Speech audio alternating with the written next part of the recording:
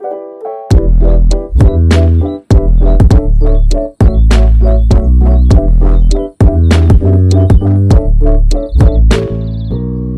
up, guys? Welcome back to Let's Do Your Podcast. This is episode 2 today, and we're really excited to have a wonderful conversation. Yeah. Melly, what are we going to be talking about today? Today we'll be talking about anxiety. Anxiety. Such a good subject we chose. We are great at choosing subjects. Choosing topics. So what we'll be talking about, especially about anxiety, is how we each handle anxiety, coming from different perspectives of an introvert and of an extrovert. Yep. Because there's this myth that extroverts can't have anxiety, which is a lie. Everybody can have anxiety, little, anxiety phenomenons, or even a mental disorder. It depends. So we'll start off with a few questions that Emma shall ask. Before we do the question, yes. Here is a fact. It's not a fun fact, but it's a fact. Okay. Did you guys know that 25% of all teens in the whole world have anxiety? And some of y'all are probably thinking right now, 25% is not a lot out of 100. But 25% out of 7 billion people on the planet is 1.75 billion people. So that means that 1.75 billion people suffer from anxiety, which is crazy. Yeah. That's a lot of people. I know, it's insane. So there you go. There's your little not fun fact. Fact of the day. Exactly. You should make that a thing. I gave a definition last time. You give a fact this time. We can just keep going like that. Smooth. Yeah. Good job. Okay. So we have 3 questions today for anxiety. First question is really easy. What has anxiety looked like in your life? Ooh, that's a good one. I like that one. Yeah. Because it differs from person to person a lot. Mm-hmm. Depends on personality, how you react to stress and stuff. But my anxiety was, of course, stress-based. It came from pressure, not from pressure from outside. Does it come from peer pressure? Ooh! Go watch our other video if you don't know what that means. Sorry. So, yeah, it was not peer pressure. It was just pressure that came from inside me, because I was expecting for me to do a lot more. So when you put pressure on yourself, you are bound to crack at one point or break at one point. Mm-hmm. And my cracking was anxiety. So, yeah. What it looked like in my life, to be honest, if I look back, I have no idea. Yeah. Because you're so trapped in that moment, and when you look back, you'd think you know. But all those thoughts seem justified on that point, even though they should not be justified. Do not justify anxiety as thoughts, or intrusive thoughts or whatever. But it was, I have no idea how it was. It's just there. Yeah, it's just there. You don't realize it till you're out of it. Yeah, I'm glad. Okay, second question I will ask you. What have you learned from your anxiety? Well, I have to answer the first question. You're right, sorry. I've learned from anxiety the things I have not shared. Thanks. Okay, let's do the first question. Yes. What does anxiety look like in your life? For me, anxiety was like one of those things for me that I feel like I would think that I don't know what to say about, because I'm always a girl that always helps her friends with anxiety, because all of my friends have anxiety, and they're the ones that are we go into public crowds and they freak out, and I'm an extrovert, so I don't freak out, and so I'm always bringing them into groups of people. And so in my brain, anxiety to me was just social anxiety. I thought the only form of anxiety you could have was social anxiety. And so I always told myself, I don't have anxiety because I love being around people. Being around people isn't scary for me. Meeting new people is scary. Yeah, exactly. Yeah. So it didn't hit me. I didn't realize that you could actually have anxiety in other ways. And I've been blessed I didn't have a lot of anxiety even in other ways. I look back and yeah, it's just not something that I deal with frequently, but little backstories. I don't know if you guys know this, but we're in Romania. If you don't know where Romania is, Google it, and you should know that. It's a fish-shaped country. It is. It's great. It's Eastern Europe. There you go. I'll give that to you. Yeah. So we're here right now, and I recently moved back to Romania in January after being in California for 5 years. So there you go, backstory in our lives. But I didn't move anywhere. I was born here. Melly's I'm been staying here.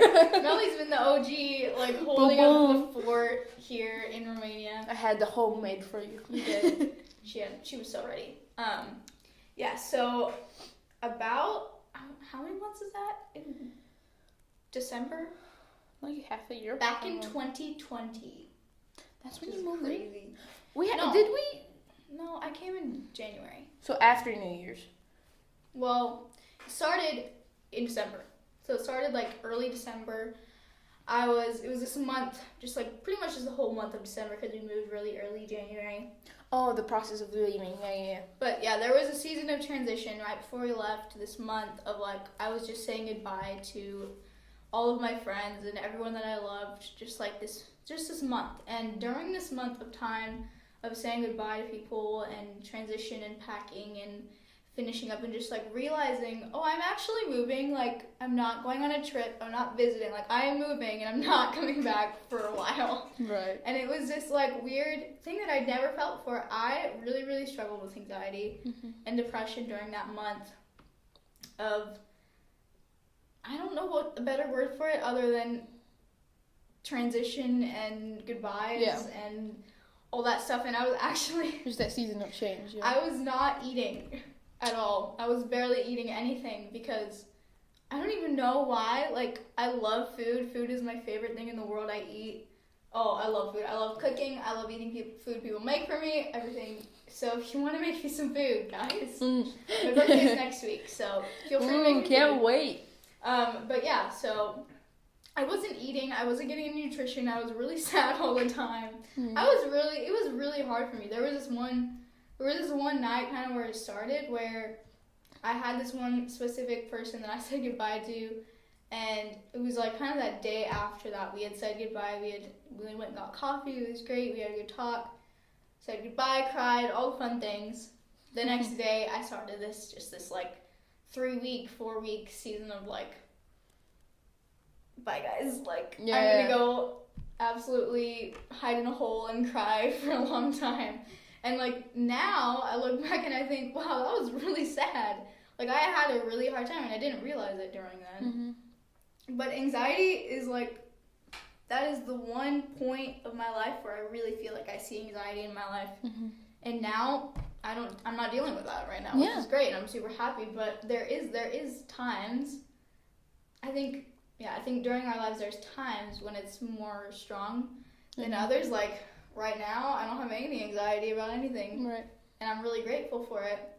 But in December it was really hard for me. Yeah. And I think it's true that we all go through different seasons and different times, and different times we have different types of anxiety, different times we not have anxiety at all. So I think it just looks different for everyone. There's a long story for you. Yeah. Yeah, I kind of feel that, because every season of change kind of brings a little bit of anxiety. And I think that's the first thing that's the first seed that plants. Because that kind of happened to me. So I had this huge exam that determined in which school I go to. If I failed this exam, I could have gotten into the worst school in my city. That's the thing, guys. This is different about Europe. Yeah. In America, you just pick which high school. What do you want to go to? You're like, my friend's going to Foothill, my friend's going to Shasta. Like, you pick we don't have a choice. You either get a good grade on your exam and you get into a good high school. It's like picking a college. Yeah. You know, you kind of apply to multiple colleges and see in which one you get in, and then you pick. Yeah. That's so weird. Anyway, it's terrible. Talk about anxiety. But yeah, that thing, I was so scared because my comfort was in my school, in my old school. And having the pressure of a huge exam that determined me going to a high school where I don't know people, and I might not even like what I will start studying. Yeah. That was the change that was really hard for me to accept. Because I couldn't get it through my mind that Jesus has a plan and that he knows where I'll go. Yeah. So I felt so unsure of myself and I was panicking. Really? He does? No way. I know, it's so weird. But like I couldn't get it through my head that Jesus already knows where I'm going to go, and I cannot disappoint him if I get into the wrong high school or class, because he already knew I'm going to get there. Mm-hmm. He already had a plan for me. So that kind of, I realized that a year later. So that's why I'm on the podcast. But in that moment, you're so tense and you cannot look out of that little black zone that you see. Yeah. You can't see any light. Yeah. You're like one of those horses, that has a thing and you only can look straight. Yeah. And all you see is like all your failures and all the things you messed up and all the dark things. When if you just open your eyes like a little bit and you see a little wider, you'll see all the great things that you might have missed if you kept looking downwards. And that's what anxiety does. Like, anxiety sucks, okay? It is terrible. And it's just such a way, it's the way the it's a box. It is a box. Your eyes, like, on it keeps you trapped. Yeah. And I think that is the reason that, the bad guy, I should say like that, created anxiety. Because Jesus gives us freedom to do things. Not be ashamed of people. Don't have a fear of man. Mm-hmm. Anxiety is the exact opposite. It keeps you trapped into this little box. And it makes you think that you chose to be trapped in that little box, And at one point, you might have chosen to be trapped in that little box. But it doesn't mean you have to stay in it. Yep. There's always, a little crack that you can go pop through it, and it breaks. And you see a little bit of light. And then you pop again. I see the light. And at last, I see the yeah, light. Exactly. Flashback to Rapunzel. Dinsey. What's Dinsey? Disney singing. It doesn't sound good now. I was gonna say Disney singing with Emma and Melly, but now it's too late. So okay, and that brings us into what have we learned from anxiety? It sucks. So as I said, anxiety is a box, and you have to break through it. At one point, in one very important thing, you don't try to break through it alone. Yeah, that is very important. Definitely what I learned is I'm super, super grateful for my mom and for my spiritual grandma for like sitting down with me. Darlene, oh my god. Yes. Shout out to Darlene. Them like sitting down with me and being like, Emma, you're not eating and you need to eat, and actually forcing me to eat food every day. And if they hadn't have done that, I don't know what I would have done. Yeah. But I'm really, really grateful for my mom and for my family and just having people that can notice what I'm going through, can notice that I'm not being myself, that I'm having a really hard time with whatever, whether it's school or whether it's saying goodbye to my friends or moving, whatever it is. I'm super grateful for people around me that notice. And tying to that, it's one thing to want help, it's another thing to accept help. Yeah. Because people can... Fire, wisdom. Like, we're on fire! Exactly. But... that's the thing, because people can come and offer you help. That's what I struggled with. A lot of people came and tried to help me. Because I got in such a dark place at one point. Like, it's kind of hard to imagine, like, a Christian girl, daughter of a pastor, daughter of a YWAM leader. How could you go through a hard place? Yeah. But it's true. And I might not have it as I'm blessed in every way, shape, or form. Like, my family is amazing. I have great friends. Look at me. I'm on a podcast, dude. Like, go. But at one point, it doesn't matter what's around you anymore. That you just focus on those dark thoughts inside of you. Mm-hmm. And you don't see anything else. And, like, it's the box. So, inside of me, I wanted help. I desperately wanted help. But my outside was like, like a porcupine. It was like, no. It's like, go away. Exactly. Like, go away. I'm fine. I can do this on my own. This is what I'm supposed to do. That's really, really true. I'm really glad you said that because I feel like this doesn't apply to everyone, but for us, like, I think you feel this way. I don't know. Yeah. But I feel like for me, like, it was really hard for me to accept the fact that I was dealing with something, whether it's anxiety. Because you're a Christian, you're not allowed to have anxiety. Yeah. Like, you're not supposed to have that. You're leaders. I should be perfectly fine. I'm the one that helps people. I'm the one that brings people out of it. That was my thinking, and that will lead. So it's good to help people. Don't get me wrong. It's amazing. You feel great helping people. I love helping people. That is one of my callings. That I feel it from now. I'm a little young to use that phrase, but it gives you such joy to see other people get up and recover. Yeah. But when it comes to you, you're like, no, I don't need help. You're like, no. This is what I used to do too. I used to bury myself in other people's problems. So this is what that kind of means. I would not focus on my problems. I'd be like, my problems are not important as yours. I'm gonna solve yours first. Yep. Then maybe I'll solve mine. You know. But there's, I don't know which part of the Bible, but I know it's in the Bible, that it says, I don't know, it's a quote from somewhere. I hope it's not. I know it's biblical. I know it's Christian. But change and healing starts with you. So you cannot heal other people fully or fully help them for real if you don't have something to give. Because that's what helping people is. You give them something. But if you're burnt out, you have nothing to give. And it's not your fault. But you have to realize in that moment that it's time for you to accept help. And it's time for you to go to that people that you helped and say, hey, I'm in a really dark place right now. I need help. And it's going to be scary. Like, it's going to be terrible. Like, you're going to be shaking. Your knees are going to be gone. You're gelling. Okay? It is the hardest things, maybe the hardest things you're going to do in your whole life, to ask for help. And say, hey, I'm not okay. You know? It's like that 4th grade drama where it's like that one person is like, there's this whole drama thing happening over here. Oh, yeah. And you could like stay over here, but no, you want to go and like part the waters and be like Joseph and like bring peace. And like you're in the middle of all of this like craziness. 9-year-old kite fighting. And it's like, you just want to go and help people because like, I don't have problems. So I'm going to fix theirs. Yeah, exactly. I know I kind of have problems, you know, but they're not my problems, you know, so I'm just not going to do anything about it. So yeah, that's a thing I used to struggle with a lot. Asking help is really hard.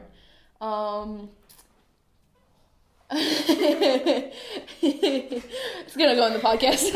Just us pausing for a second. Someone gets a shout Say out hi in to the podcast. podcast. Say hi to the podcast. Hi, everybody. We were recording on that. Whoa. My face is Yeah. So that was a really hard thing for me to accept. Yeah. So that leads us to our third question. The third question. What is one piece of advice that you would give to people listening who deal with anxiety, which hopefully is everyone listening to the podcast? Yeah. What is a piece of advice that I would give? First of all, you're not alone. As Emma said, there's 25% of all teens on this world have anxiety. Yeah. So that means another like 30% have overcome anxiety. Have overcome little, things that they were struggling with, intrusive thoughts or whatever. So yeah, that's one thing. You are not alone. And sorry. Follow to the podcast recording live. Yeah. I can't cut this out, so it's gonna be fun. It's gonna be in the podcast. But yeah, that's one thing. You are not alone. You aren't alone. And as cheesy as that sounds, that you are not alone. You aren't alone. Anna, no. As cheesy as that sounds, it is one of the hardest pieces of advice to get through your head. Because on the outside, you could say, yeah, I'm not alone, I know. But on the inside, you still feel lonely. Yeah. Or it's like, God's with you at all times. It's like that. Exactly, like, God's always with you, and you're like, yeah, sure, okay. Yeah, exactly. So that's one piece of advice. And another one is... So get this, guys. You aren't alone. And yeah, we're not you saying are not that alone. as the fake, you're not, like, you actually aren't alone. Yeah. You at least have Emma and Melissa on yeah, exactly. DM us on Instagram if you have any Please problems, do. like Go legit. follow us on Instagram. Yeah, exactly. _, let's be real podcast. There you go. But we just innocently plug our Instagram. Smooth. Another piece of advice I would give is, at one point you will get tired of having anxiety. That's what happened to me, and that's what happened. That's how at one point it kind of pushed me to get baptized. So right before I got baptized, I was still like okay, let me just backtrack a little bit. So in that year when I was giving that exam, the stress was terrible. I was taking sleeping pills. I was taking calming pills, so I can, not have anxiety attacks all the time.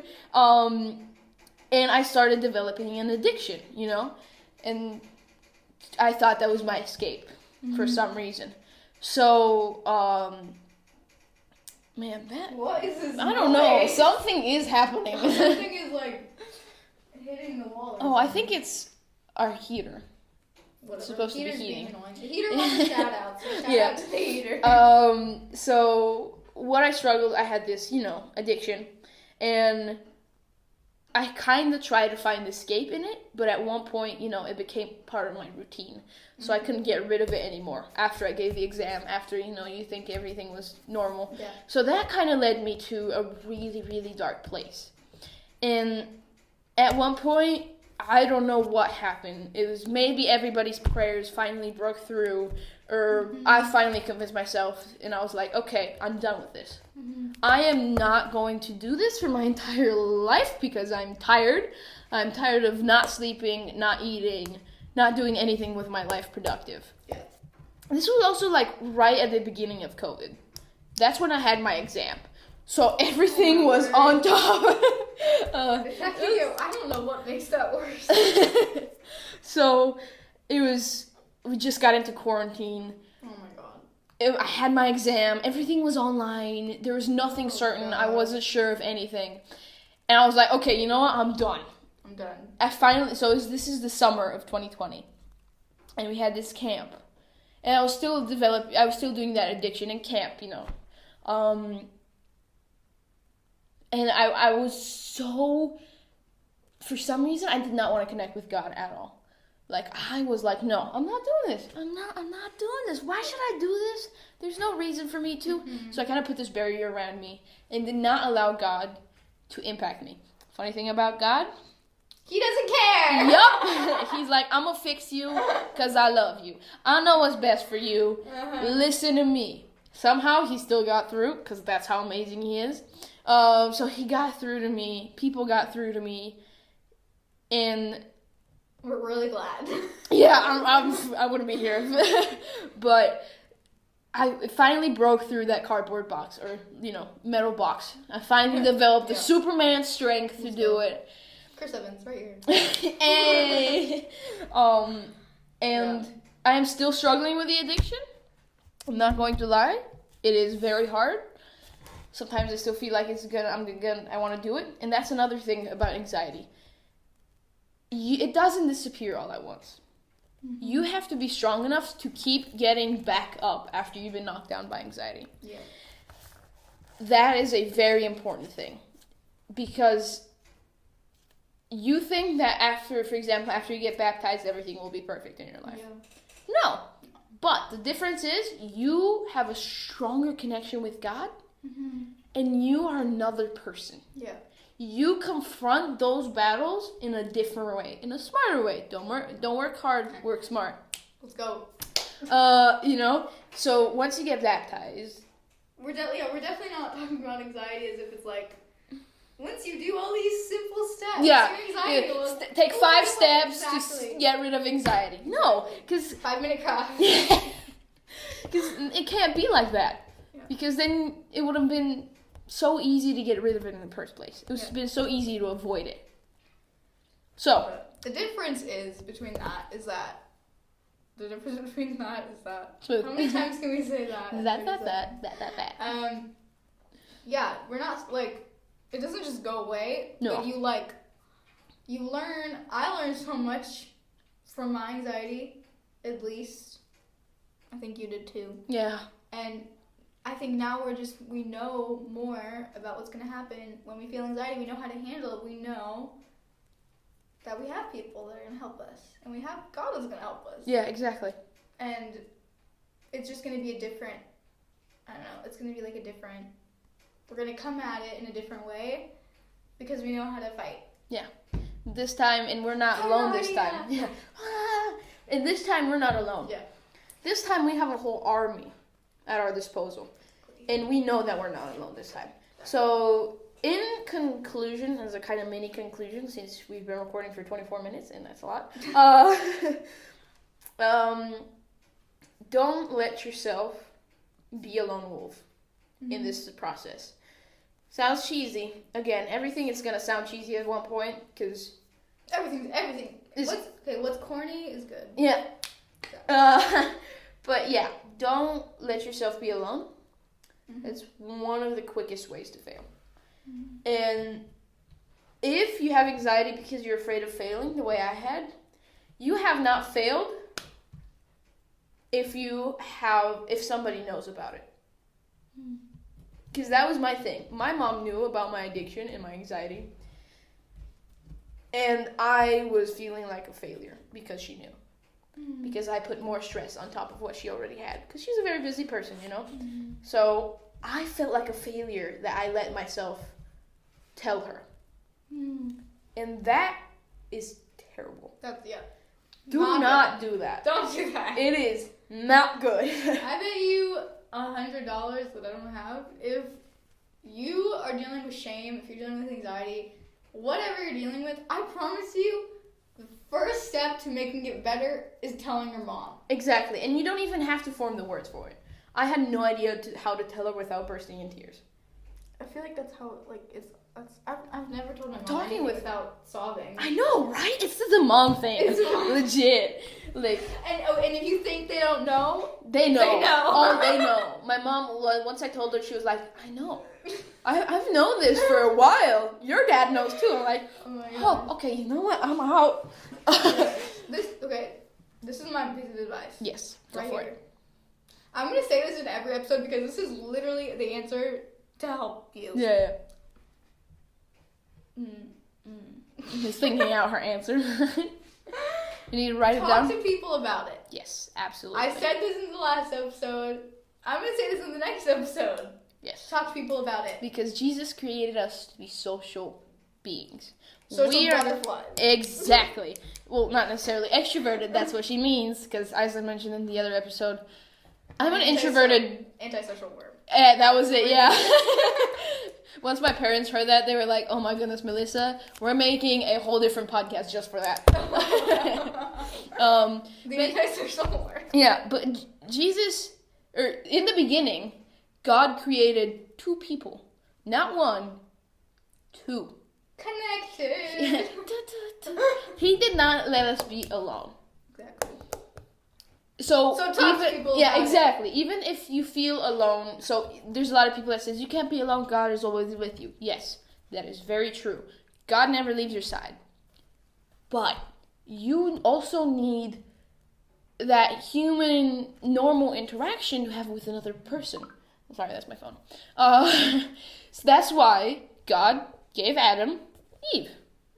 Because you can't, even if Adam had the best connection with God, he was the first person to have a connection with God. Jealous. Yeah, I know.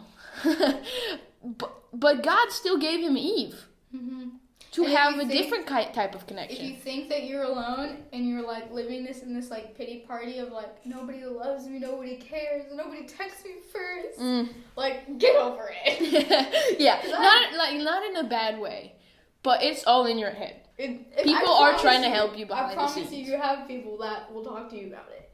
If you don't talking to your parents about it, you should. And But there's other people. if you don't want to talk with your some friends or not, we're always on Instagram. That's right. We can always FaceTime. Of course, unless you're a creep. So don't FaceTime us if you're a creep. Yeah, you're right. Yeah. But we're always here, and we're getting super sidetracked off of the advice that we have for you. But recap of the advice we have for you. Off of this maze of conversation we just had, you're not alone. Other people are going through it too. Get help. You need help. You know that scene in like Thor Ragnarok? No. I don't know if you watched it. You guys might know it. So in Thor Ragnarok, Loki and Thor have the signature move called Get Help. So Loki pretends to be hurt. Thor gets him on his shoulders. If they are approaching like some guards or something, Thor just goes, "Please, my brother's hurt. Get help." And then throws Loki into the people, knocks him down like a bowling pin. You know, I'm kind of sad that we haven't done that. We should have a more fun. Like, who even are we? Yeah, I should pick you up and throw you into Like- people. What? Like, what do we even have? I thought the name Thor Ragnarok was Thor Ragnarok for a while, but it's okay. Eggnog. Anyway. Thor eggnog. So you aren't alone. Make sure to take your friends, throw them into guards if you ever need to do that. Absolutely. Oh Funnest thing ever. Human bowling. yeah, talk to people about it. They want to know. If you don't have people that want to know, talk to us. We're on Exactly. Instagram and YouTube. Follow us on Instagram. Oh yeah, also another quick announcement. We also have a YouTube channel now. We do. So the link is in our bio on Instagram. Mm-hmm. It's called a link tree. So that the link in our bio will send you to multiple links for the Spotify and for the YouTube. Also the Apple. We are also on Apple Apple Podcasts Podcast. now. That took forever. It did. Yeah, we did it. So go make sure to check us out on those. And we're starting a TikTok. Yes, we are. So be ready for that. The link for that will also be in our bio because it's the easiest way. Everything's in the bio. Exactly. I feel so cool right now. Like, all right. Well, On that note, I that's feel like we're ready to end. yeah, we All are. right. I hope you guys enjoyed this episode. We I did. hope you enjoy this program. Ad break now. Exactly. So yeah, thanks for watching. Thanks for listening. Hope sure you to guys. subscribe. Yeah, make sure to subscribe. Follow us on Spotify, Apple Podcast, and Instagram and YouTube. That's a lot. 'Cause we're so And TikTok. So we're gonna use all of the platforms possible. We love you guys. We're so glad Yes. that you took the time to listen to our podcast. Absolutely. If you guys have any questions, DM us. need help, DM us. That's the If best you want way some we good know. recipes, or I have a you just mean want to talk to brownie someone, recipe. or Yeah. if you just Want or to if hang you out? want a good playlist, we got you. Oh yeah, we got you. We got you. Good motivation playlist. Oh, a yeah. good playlist to sob to. Oh yeah. We Just got listen you. to Olivia Rodrigo. That's all I say. got my driver's Exactly. license. Oh, driver's license parody coming next episode. So hope you guys enjoyed. Yes. See you next time. We don't know when. Hope next week. Next week. See ya. Almost doesn't get COVID. Yeah. See ya. Bye. Bye.